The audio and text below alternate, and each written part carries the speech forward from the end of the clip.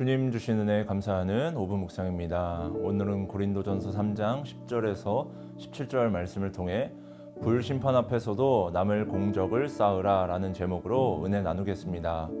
바울은 고린도 지역에 복음을 전한 최초의 사람이며 고린도 교회를 세운 사람입니다. 바울은 고린도 교회라는 공동체를 세우면서 그 방법에 있어서 하나님의 은혜를 따라 세웠음을 당당하게 고백하고 있습니다. 그리고 이제는 바울의 뒤를 이어 다른 이가 고린도 교회를 세워갈 것입니다. 앞서 고린도 교회가 가지고 있는 특징을 살펴보면 고린도 교회는 분쟁과 다툼의 문제가 있었던 교회입니다. 같은 하나님과 같은 예수 그리스도를 섬기지만 어떤 영적 지도자에 속하였느냐에 따라서 분쟁하고 구분을 지었고 다툼이 생기게 되었습니다. 고린도 교회가 처한 지금의 문제에 대해서 바울은 오늘 말씀을 전하고 있습니다. 내용 관찰 첫 번째 질문입니다. 바울은 교회의 기초가 누구라고 말합니까? 바울은 자신을 하나님의 은혜에 따른 지혜로운 건축자에 비유합니다. 자신이 건축자로서 고린도 교회의 터를 닦았다고 하면서 교회의 기초가 되는 터는 오직 예수 그리스도임을 강조하고 있습니다. 내용 관찰 두 번째 질문입니다. 바울은 마지막 날에 각 사람의 공적이 어떻게 드러난다고 말합니까? 공적은 노력과 수고, 일의 결과물이라는 의미를 가지고 있습니다. 바울이 고린도 교회의 터를 닦았습니다. 바울의 뒤를 이어서 고린도 교회는 예수 그리스도의 터 위에 공적을 쌓게 될 것입니다. 은과 금, 보석이나 나무, 풀, 집과 같은 재료로 공적을 쌓게 됩니다. 그러나 최후의 날에 그 쌓은 공적 그대로 남아있는 것이 아닙니다. 여러 가지 각자의 재료들로 쌓은 공적이 불에 타는 심판이 임하게 됩니다. 각 사람이 쌓은 공적이 불탄 이후에도 그리스도의 터 위에 남아있으면 상을 받게 되고 공적이 불에 모두 타버려 흔적도 없이 사라져 남아있지 않으면 해를 받게 될 것이라 하였습니다. 그러나 구원을 받지 못하는 해는 아니며 불 가운데 구원을 받는 것과 같을 것이라 바울은 말하고 있습니다. 연구와 묵상입니다. 바울은 왜 모든 공적이 최후 심판의 날에 불로 시험된다고 말합니까? 성경에서는 불이 크게 두 가지 의미로 사용됩니다. 첫 번째는 연단, 정화를 의미합니다.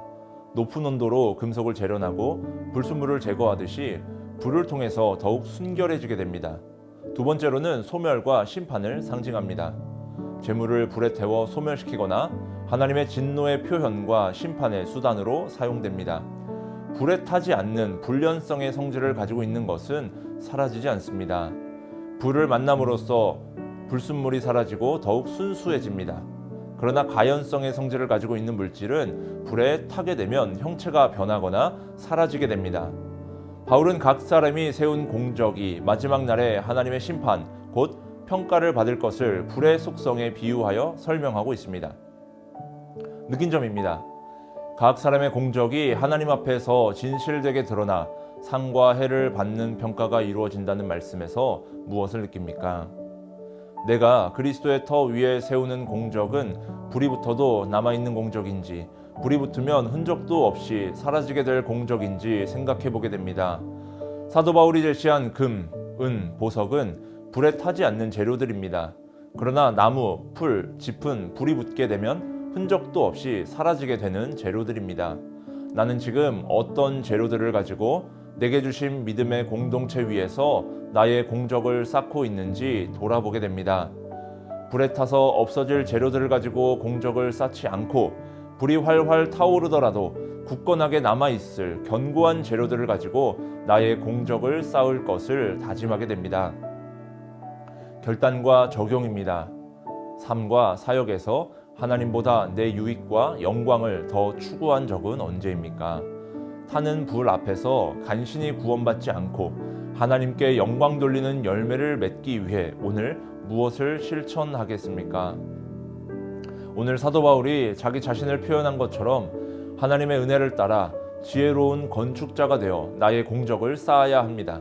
공적을 쌓는다는 것은 그리스도 예수를 터로 하여 성령의 임재가 있는 성전, 곧 교회를 세우는 것입니다. 그러나 교회는 건축물만을 의미하지는 않습니다. 사도 바울도 16절, 17절에 고린도 교회 성도들에게 너희가 하나님의 성전이라고 명확하게 말하고 있습니다. 세상의 지혜로 나의 방법을 따라 그리스도의 몸을 세우는 것이 아니라 하나님의 은혜를 따라서 하나님께서 베풀어 주신 지혜로 세우는 것입니다. 성령이 계신 곳이 곧 성전이며 오늘날 교회입니다. 성도는 교회를 세우는 사람입니다. 우리의 몸을 세워가고 우리의 교회 공동체를 섬기고 그리스도의 터 위에 있는 자들을 세워갈 때 불에 타 흔적도 없이 사라질 세상의 지혜와 방법과 재료를 사용하지 않고 하나님께서 베풀어 주신 은혜를 따르며 내 몸을 세우고 교회 공동체와 지체들을 섬기는 성문교회 영가족들이 되시기를 소망합니다. 이 시간 함께 한 마음으로 합심하여 기도합시다. 말씀을 기억하면서 썩어 없어질 재료로 나의 공적을 쌓지 않고 영원히 사라지지 않을 하나님의 은혜를 따라 나를 세우고 가정을 세우고 교회를 세워가는 자가 되게 하소서. 교회와 담임 목사님을 위해서 성문교회가 그리스도의 터 위에 견고히 서게 하시고 세상의 지혜와 방법으로 교회를 세워가지 않고 오직 하나님께서 베풀어 주신 구원의 은혜에 힘입어 더욱 부흥 성장하는 교회 되게 하소서. 세워주신 담임 목사님께 성령 충만함을 더하여 주셔서 지혜로운 건축자와 같은 주의 종 되게 하소서. 영가족들을 위해서 육신의 질병과 아픔 가운데 있는 영가족들에게 치유와 회복의 은혜를 더하시고 학업의 자리와 일터, 가정에서 세상과 구별되어 성령의 임재가 있는 하나님의 성전 되게 하소서.